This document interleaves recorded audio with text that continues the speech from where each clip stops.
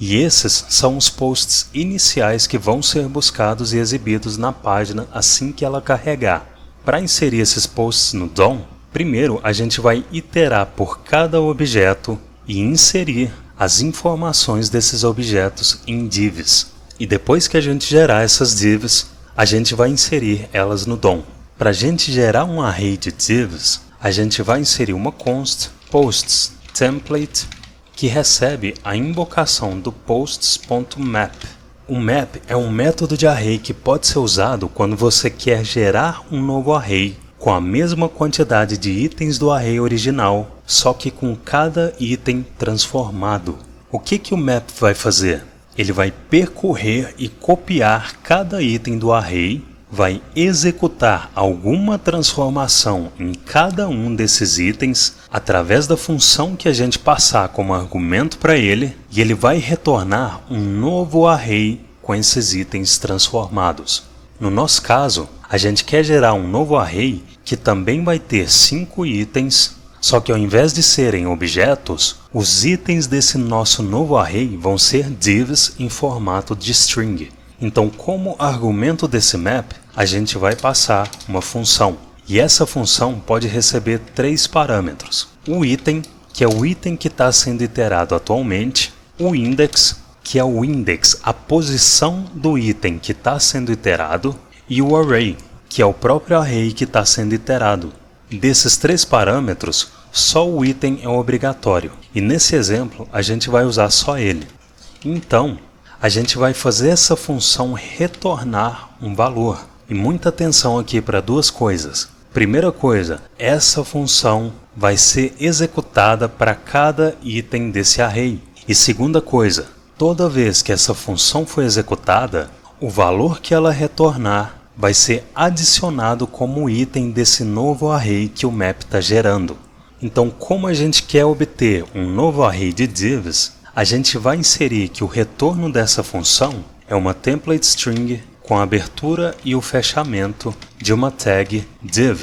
Observa que cada objeto tem uma propriedade ID que armazena o ID do post. Então, se dentro dessa div a gente inserir uma interpolação da item.id, se a gente inserir a posts template nesse console.log e salvar, a gente vê o nosso novo array de strings no console, em que cada string é uma div que contém os IDs dos posts. O que aconteceu aqui? Para a gente entender melhor, eu vou duplicar esse console.log, vou passar a posts e salvar. E eu também vou copiar esse map e colar ele aqui no console. Então, o que aconteceu aqui? Essa função foi executada para cada item desse array. Na primeira vez que ela foi executada, esse parâmetro item recebeu esse primeiro objeto do array. Item.id resulta em 1, então nesse novo array que o map estava criando, o retorno dessa função, que é essa template string, foi adicionada como primeiro item do novo array.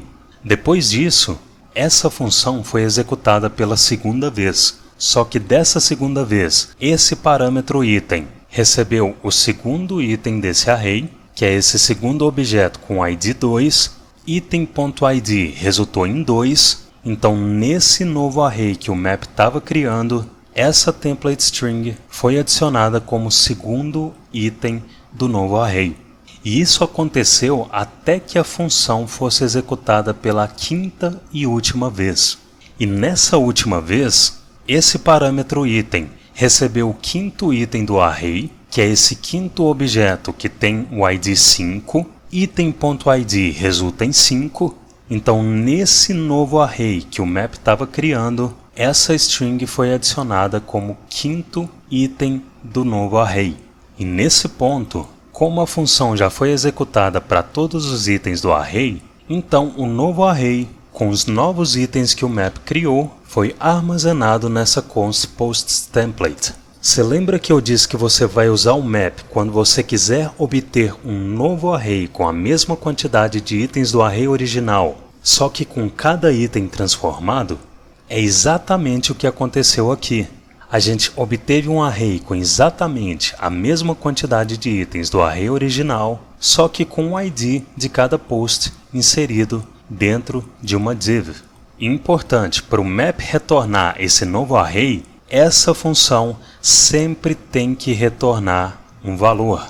E essa é uma das principais diferenças entre o map e o for each, por exemplo, já que o for each não retorna um valor. Então agora que a gente está conseguindo gerar um array de divs, a gente precisa inserir o conteúdo real que essas divs vão ter. Então essa é a marcação HTML que a gente precisa que os nossos posts tenham. Só que observa que a gente está usando a sintaxe objeto.propriedade nessas interpolações. E para evitar isso, a gente pode fazer um destructuring nesse objeto que está sendo recebido aqui no parâmetro dessa função. Então se a gente inserir abertura e fechamento de parênteses e uma expressão de destructuring, aqui dentro dessa expressão, a gente pode fazer uma cópia do valor da propriedade ID, do valor da propriedade title e do valor da propriedade body. Feito isso, eu vou selecionar a primeira ocorrência da item ponto, vou pressionar Ctrl D duas vezes para que as duas próximas ocorrências desses caracteres sejam selecionadas e vou eliminar a item ponto. Se a gente salvar, a gente vê o nosso array de divs no console. Eu vou trazer esse DevTools aqui para baixo para melhorar a nossa visualização, e se a gente expandir esse array e clicar duas vezes nesse primeiro item do array, a gente vê que os valores das propriedades nas quais o destructuring foi feito foram renderizados dentro dessa string. Então cada item desse array é uma string que tem essa marcação HTML. Mas como que a gente vai inserir cada item desse array na tela? Primeiro, a gente pode fazer com que todos os itens desse array se transformem em uma só string. Ou seja, a gente vai transformar esse array em uma só string que contém cada div desse array. Para fazer isso, aqui no final da invocação do map, a gente pode encadear a invocação de um método join. O que o método join faz? Ele retorna uma nova string com todos os itens do array concatenados e separados por vírgula. Se a gente salvar, a gente vê no console uma string com todos os itens do array concatenados, e se a gente observar bem, a gente vê que entre uma div e outra existem vírgulas separando essas divs. Só que para a gente inserir essas divs na tela, a gente precisa remover essas vírgulas. E para fazer isso, a gente pode passar para o join um argumento opcional. Esse argumento opcional é um separador. Então, para ter nada entre uma div e outra, a gente pode especificar uma string vazia como argumento do join. Se a gente salvar, a gente vê que agora nada separa uma div da outra. Então, a gente já pode inserir essas divs na tela. E onde que a gente vai inserir essas divs? Se a gente inspecionar essa página, a gente vê que a gente tem uma div com um ID PostsContainer que está vazia. E é dentro dessa div que a gente vai inserir as divs que a gente acabou de gerar. Então, aqui no topo do código, para a gente obter e armazenar a referência da div, a gente vai inserir uma const PostsContainer que recebe document.querySelector, que recebe hash posts-container, que é o ID da div vazia.